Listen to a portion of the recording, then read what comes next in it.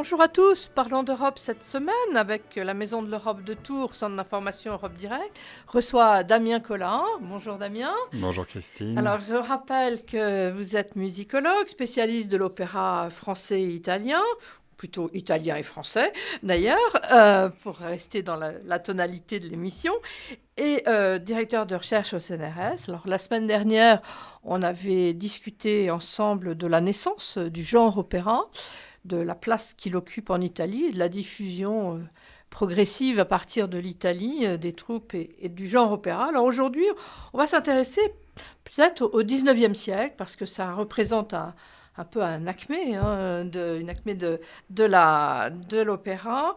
Et le 19e siècle, on le sait, mais je crois qu'il faut le rappeler, c'est un siècle qui est caractérisé par le tumulte, les élans nationalistes, et ça va jouer un rôle. Alors l'opéra va évidemment trouver toute sa place dans ce grand courant historique et il va se passer finalement exactement l'inverse de ce qui s'était mis en place tout au long des XVIIe et XVIIIe siècles. On avait vu la semaine dernière que ce qui se répandait sur l'ensemble du continent européen, c'était un genre universel, mais un genre italien. On ne comprenait pas un mot, mais tout le monde, du Portugal jusqu'à la Russie, était réceptif aux émotions humaines. Et à l'époque, effectivement, des nationalismes émergents, on n'est plus du tout intéressé d'avoir un genre qui soit exactement le même et qui circule de Londres à Madrid. Au contraire, ce que les musiciens vont chercher, c'est à apporter leur petite pierre à la construction de cet édifice qui est l'identité culturelle, qui est souvent d'ailleurs imaginaire et construite dans beaucoup de pays d'Europe, notamment l'Europe centrale. Mais c'est un enjeu qui est très important pour les intellectuels et les politiques. Alors, on cesse de faire de l'opéra en italien qu'on ne comprend pas. Et l'idée, c'est de produire un opéra dans la langue vernaculaire et qui va être directement accessible au public qui est là, sur place, qui va se reconnaître, s'identifier ce genre, et pas forcément un genre qui va circuler d'une ville à l'autre. Donc, dans un premier temps, si je résume, on s'identifie à l'homme avec un H. À l'humanité, de façon abstraite. Avec un H majuscule, je voulais dire. Et puis, dans un deuxième temps, on va se référer aux Polonais, aux Slaves, aux Français, à l'Allemand. La communauté proche. Et alors, va devenir culture dominante ce qui était autrefois une culture périphérique, parce que cette seconde culture avait toujours existé. Il existait déjà en Espagne la zarzuela, il existait en France l'opéra comique, on avait en Angleterre le masque, on avait quantité de petits genres qui étaient des petits rivaux de l'opéra italien, mais qui étaient restés dans l'ombre à l'époque des Lumières. Maintenant, c'est l'inverse. Ces genres vont occuper le devant de la scène.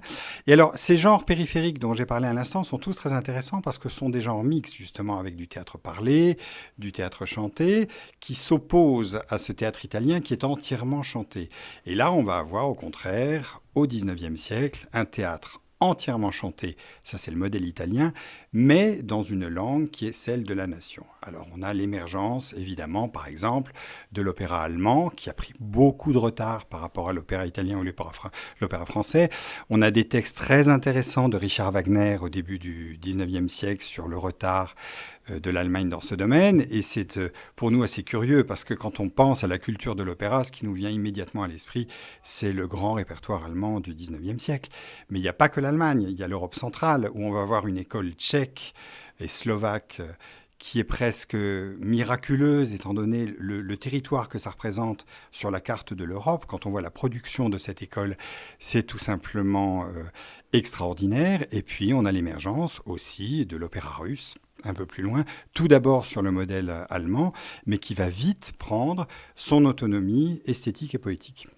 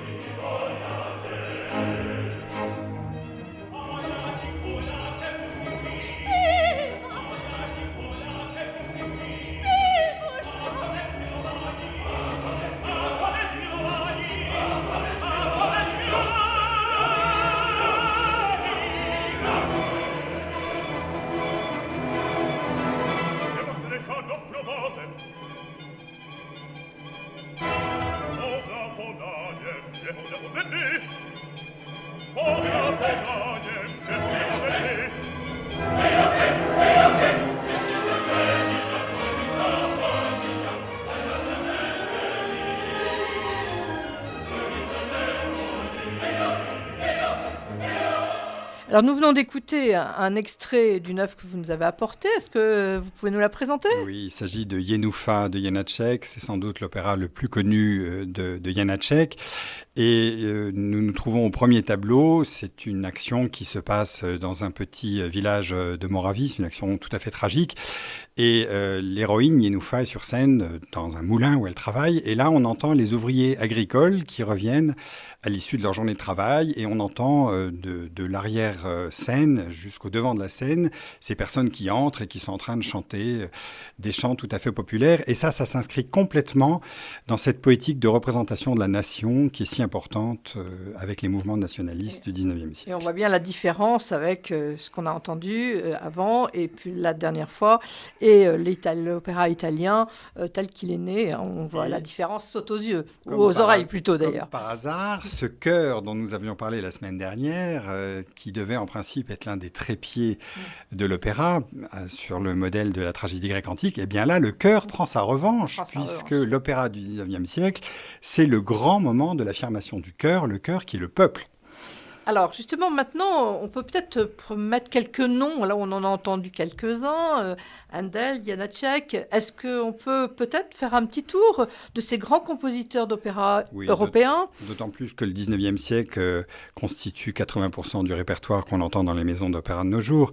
Alors, on va quand même commencer par l'Italie. Là, on a les 4 mousquetaires au 19e siècle, les grands. Rossini, avec son Barbier de Séville, bien sûr, et son Guillaume Tell. À la fin de sa carrière, Bellini, la fameuse Norma, Donizetti, sa Lucia di Lammermoor, une scène de la folie qui est connue dans toutes les mémoires.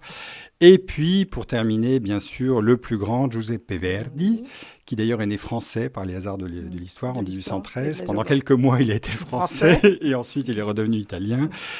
Et dont la carrière est très longue, puisqu'elle va des années 30 jusqu'aux années 90, qui a beaucoup de manières très très différentes, mais qui est un compositeur passionnant, parce que sa carrière est tout à fait parallèle avec la création de l'unité italienne. Oui, et d'ailleurs, le Nabucco, le chœur des Hébreux, sert de chant patriotique annexe quasiment pour les Italiens. Tout à fait. Les Italiens connaissent ça par cœur. L'hymne officiel de Mameli n'est pas très aimé. Les nations ont souvent des rapports très conflictuels avec leurs hymnes officiels. Et ce chœur des Hébreux en captivité est une expression, effectivement, de ce besoin très nostalgique de retrouver une nation qui est perdue. Moi j'ai dans la mémoire une scène où on voit, c'était Muti, je crois, qui dirigeait à Rome et qui a accepté le bis du chœur et qui a demandé à tout le monde de chanter, de se lever et de chanter. C'était assez fascinant. Cette vidéo nous est présentée comme spontanée. En fait, c'était une totale construction. Totale construction, mais de fait, le fait est que le Premier ministre Berlusconi était là et c'était une époque où on avait décidé de faire des coupures sur les dotations culturelles. Et grâce à Muti, ces coupures ont été ôtées. Tout à fait. Alors les 4 mousquetaires italiens, voilà, mais il y en a d'autres. L'Allemagne, c'est... alors, avant Wagner, on a quelques opéras de Weber, qui sont notamment le Freischütz, qui sont des opéras qui représentent vraiment l'âme romantique allemande. Et puis, le grand personnage de l'époque est naturellement Richard Wagner, qui a une attitude... très, très complexe en réalité, parce qu'il commence sa carrière en voulant faire une synthèse des grandes écoles, l'école française et italienne, c'est sa grande ambition, et puis finalement, au travers de son séjour à Paris, et en raison d'un certain dépit qu'il a tiré du manque de succès qu'il pouvait avoir au début de sa carrière, il a développé une sorte de haine contre les Français, contre les Italiens, contre les Juifs. Et tous ces mots-là, dans son esprit, ça signifie la même chose, c'est-à-dire une culture cosmopolite, une culture universelle. Et lui, au contraire, a voulu développer un art authentiquement allemand. Et ça, c'est une création, bien sûr, une construction de l'esprit qui est assez complexe. Et pour ce faire, Wagner va se tourner vers un Moyen-Âge, en quelque sorte imaginaire, comme beaucoup de personnes à l'époque, et puiser dans les racines mythologiques, cette fois-ci du Grand Nord, de la Scandinavie, et non plus du tout les racines latines. Oui, on voit bien le triomphe de ce Moyen-Âge qui qu'on retrouve partout dans l'art et donc dans l'opéra aussi. Et qui est instrumentalisé pour créer une identité Qui culturelle. est déconstruit, reconstruit. Complètement. Totalement. Alors, on a vu l'Allemagne, l'Italie et la France. Alors la France, ça a peut-être une identité en termes d'opéra qui est un peu plus complexe à tracer parce qu'on a un grand génie isolé, Berlioz, qu'on ne sait pas très bien caser. Et Berlioz est le seul d'ailleurs qui arrive à imposer au XIXe siècle à nouveau un sujet grec et romain alors que c'était complètement sorti de mode. Mais Berlioz était fasciné par Virgile et la grande œuvre de sa vie, c'est les Troyens. Cela dit, Berlioz a eu, lui aussi, on le sait un peu moins, une énorme influence sur Wagner, mais au travers de ses œuvres symphoniques. Donc on trouve à cette époque-là des croisements et des passages d'influence qui sont assez complexes et qui sont assez passionnants à démêler et à identifier. En dehors de Berlioz, on a le triomphe de l'opéra comique qui est le théâtre de Paris où il y a des représentations tous les soirs. Et Théophile Gautier va dire que le genre éminemment national au XIXe siècle, c'est l'opéra comique. Donc on se reconnaît beaucoup plus dans ce genre assez proche de la bourgeoisie, ce genre, cette population qui nous est décrite dans les vaudevilles de Feydeau ou de La Biche, cette population va à l'opéra comique. À l'opéra, l'Académie royale de musique, comme on l'appelle, on représente un genre très pompeux qu'on appelle le grand opéra. Et là, les sujets à la mode sont des sujets historiques. Et c'est le triomphe de Meyerbeer. On a un peu oublié ce nom de nos jours. Et d'ailleurs, c'est un compositeur allemand. Et là encore, c'est un des restes de ce cosmopolitisme qui nous vient du XVIIIe siècle. Et la grande œuvre de Meyerbeer, c'est Les Huguenots. Bien, écoutez, merci beaucoup Damien. Cette émission est finie, hélas. Donc, je rappelle que vous êtes directeur de recherche au CNRS, vous êtes musicologue. Et pour conclure, je pense qu'on peut dire que l'opéra, finalement, c'est un genre majeur de notre art, de l'art européen. Ça a permis de composer une culture commune. Et le meilleur système pour finir, c'est de vous envoyer tous à l'opéra. Allez-y, nous vivons dans une ville d'opéra, donc allez à l'opéra.